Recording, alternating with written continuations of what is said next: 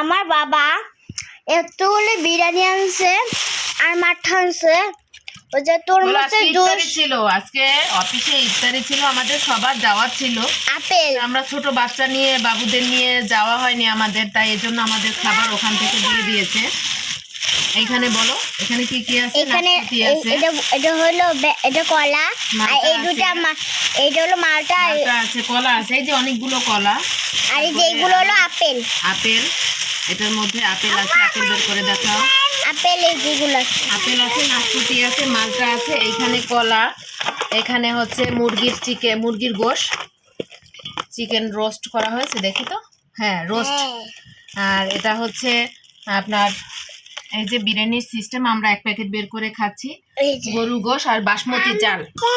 এই যে বাসমতি চাল দিয়ে বিরিয়ানি, আর হচ্ছে না বাসমতি চালের ভাত হচ্ছে ঘি দিয়ে, এটা হলো ঘি দিয়ে রান্না করা হয়েছে।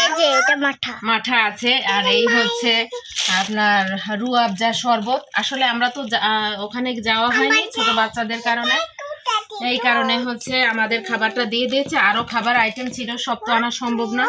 যাই হোক আলহামদুলিল্লাহ। এটার মধ্যে দধি আছে, দধি এটা বের করা হয়নি, মিষ্টি দধি আছে, না কি আছে, খেজুর আছে মনে হয়, আর কি কি আছে বলতে পারতেছি না।